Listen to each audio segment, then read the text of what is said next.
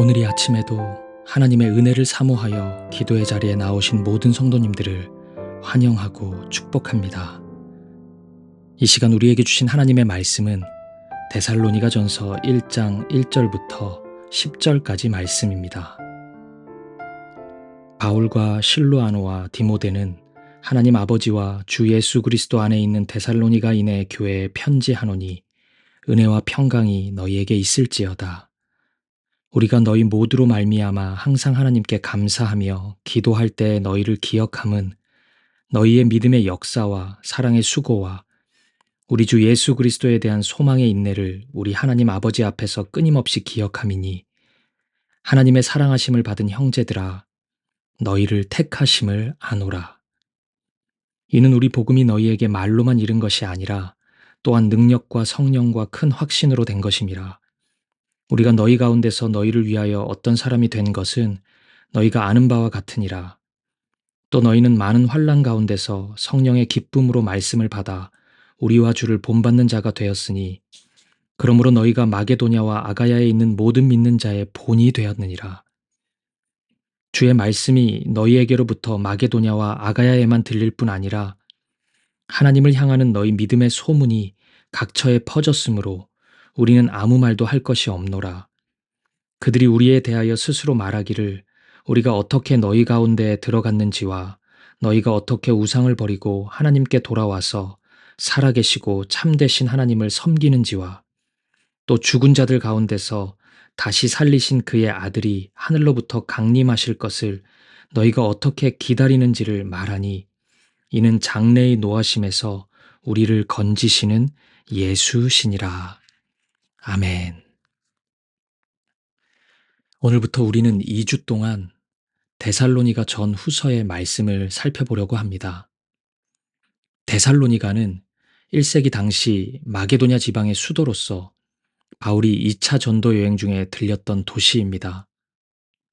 사도행전 17장 2절에 따르면 바울은 3번의 안식일, 즉 3주 동안 회당에서 복음을 선포했습니다.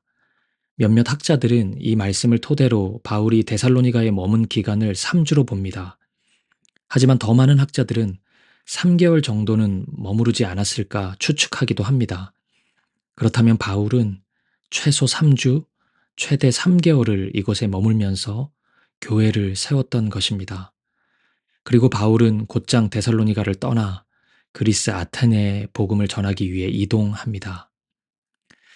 이후 데살로니가 교회의 성도들은 어떤 마음이었을까요? 그리고 그들은 어떻게 신앙생활을 하고 있었을까요? 바울과 함께한 짧은 시간, 복음을 듣고 교회를 이루게 된 데살로니가 교회 성도들은 바울이 떠난 후에 몇 가지 도전에 직면하게 됩니다. 첫째, 유대인들의 핍박입니다. 당시 유대인들은 기독교를 유대교의 이단으로 생각했습니다. 그렇기에 유대교를 따르지 않고 예수를 믿는 자들을 핍박하는 일에 적극적이었습니다. 데살로니가 교회 성도들도 예외일 수는 없었죠. 그들은 예수를 믿는다는 이유로 상당한 핍박을 감당해야 했습니다. 둘째, 성적인 문란입니다.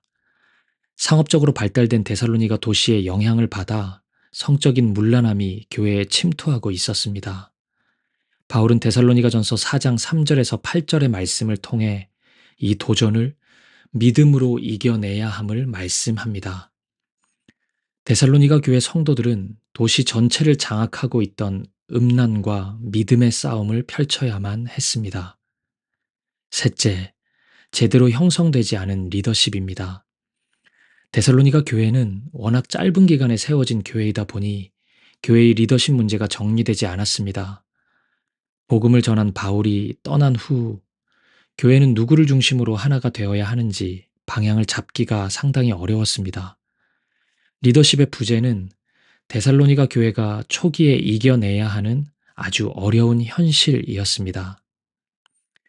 하지만 이 모든 것보다 더 중요한 도전이 있었습니다. 그것은 성도들의 마음입니다. 데살로니가 교회 성도들은 바울이 떠난 후 부모를 잃은 고아와 같은 마음을 느끼게 되었습니다. 바울 선생님도 떠나고 누가 우리를 돌볼 수 있는가? 누가 우리를 말씀으로 목양할 수 있는가? 우리는 결국 버려진 사람들이구나. 이런 상실된 마음이 데살로니가 교회 성도들의 마음에 찾아왔습니다. 오늘 본문의 말씀은 아니지만 2장 17절을 한번 읽어보겠습니다. 형제들아, 우리가 잠시 너희를 떠난 것은 얼굴이요 마음은 아니니 너희 얼굴 보기를 열정으로 더욱 힘썼노라. 여기서 떠났다는 표현은 고아가 되었다는 의미를 담고 있습니다. 데살로니가 교회 성도들과 바울의 이별은 서로에게 있어 고아가 된 것 같은 큰 아픔과 슬픔이었던 것입니다. 이런 이유 때문에 데살로니가 전서 안에는 매우 따뜻한 가정의 언어가 가득합니다. 2장 7절의 유모, 자녀, 2장 11절의 아버지, 자녀 등의 표현은 모두 가족됨을 암시하는 따뜻한 언어입니다. 이런 외로움과 상실감 속에 머물러 있던 데살로니가 교회, 이들은 바울이 전해준 십자가의 복음을 믿음으로 잘 지켜가고 있었을까요? 결과는 놀랍습니다. 몇 개월 되지 않은 교회라고는 상상할 수 없을 정도의 아름다운 모습으로 서 있었기 때문입니다. 오늘 본문은 바울의 감사 기도입니다. 그런데 이 기도 안에는 바울이 데살로니가 교회를 생각하며 얼마나 감격하고 있는지를 확인할 수 있는 표현들로 가득합니다. 먼저 본문 4절을 보시겠습니다. 하나님의 사랑하심을 받은 형제들아 너희를 택하심을 아노라. 바울은 데살로니가 교회 성도들이 하나님의 사랑하심을 받았고 하나님의 택함을 받았음을 확신하고 있습니다. 무엇이 이런 확신을 불러왔을까요? 데살로니가 교회 성도들의 모습 때문입니다. 본문 6절을 보시겠습니다. 또 너희는 많은 환난 가운데서 성령의 기쁨으로 말씀을 받아 우리와 주를 본받는 자가 되었으니. 데살로니가 교회 성도들은 주님을 본받는 자가 되었습니다. 그 결과 마게도냐 지방과 아가야 지방에서 모든 믿는 자의 본이 되어 있었습니다.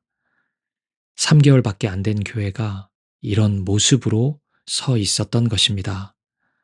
본문의 7절과 8절 말씀도 함께 읽어보도록 하겠습니다. 그러므로 너희가 마게도냐와 아가야에 있는 모든 믿는 자의 본이 되었느니라. 주의 말씀이 너희에게로부터 마게도냐와 아가야에만 들릴 뿐 아니라 하나님을 향하는 너희 믿음의 소문이 각처에 퍼졌으므로 우리는 아무 말도 할 것이 없노라.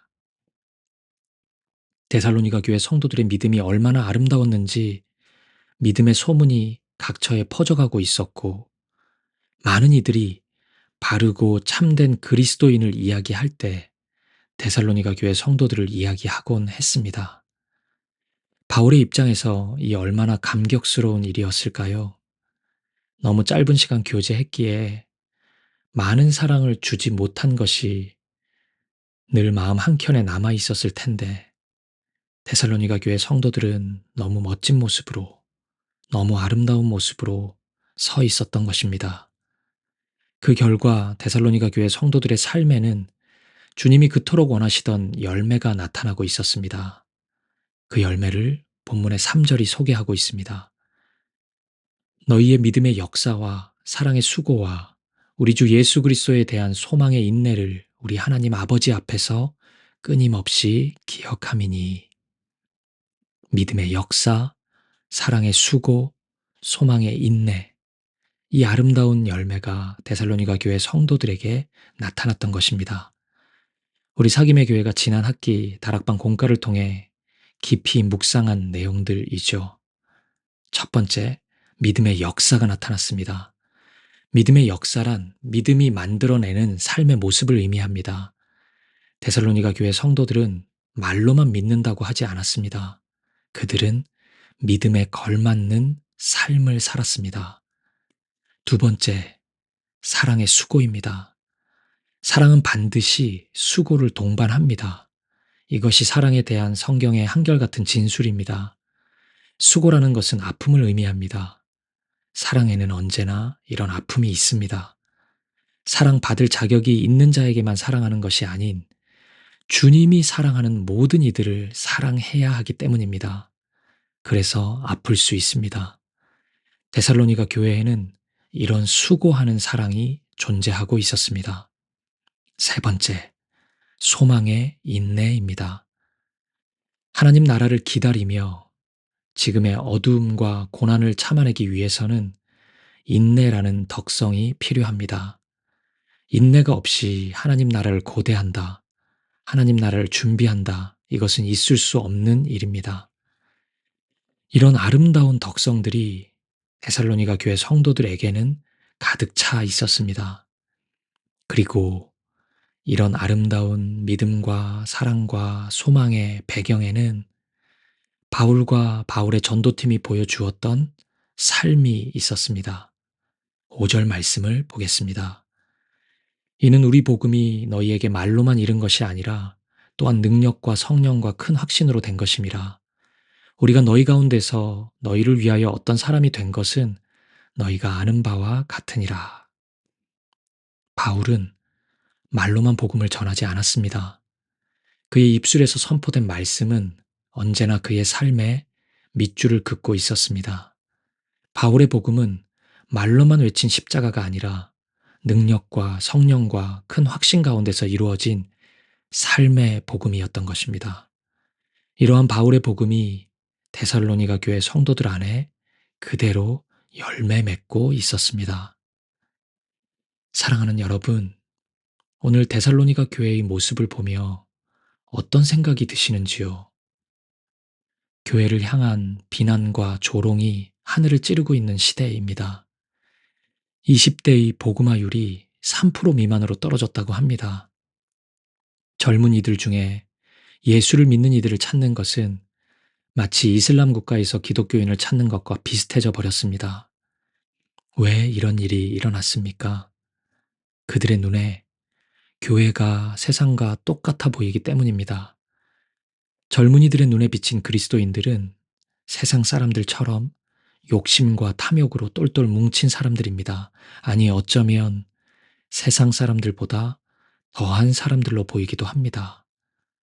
엉터리 회계 처리, 성적인 스캔들, 표절, 학력 위조, 세습 등 온갖 황당한 일들이 교회 안에 가득합니다. 오늘 이 아침 데살로니가 교회 성도들의 믿음과 일치된 그들의 삶이 한없이 그립습니다. 이들처럼 말이 아니라 삶으로 복음을 증거할 수 있는 우리가 되기를 소망합니다. 이들처럼 믿음의 역사, 사랑의 수고, 소망의 인내의 열매가 우리의 삶 속에 나타나기를 소망합니다. 우리 사김의 교회가 데살로니가 교회처럼 모든 믿는 자의 본이 되고 믿음의 소문이 각처에 퍼져 나아가기를 꿈꿉니다. 저와 여러분의 삶이 하나님의 복음을 담은 메시지가 되기를, 우리 사김의 교회가 하나님의 사랑을 노래하는 아름다운 편지가 되기를 이 아침 주님의 이름으로 간절히 축복합니다. 기도하시겠습니다. 말로만 고백하는 믿음이 아닌 삶으로 증명하는 믿음이 되기를 기도합시다.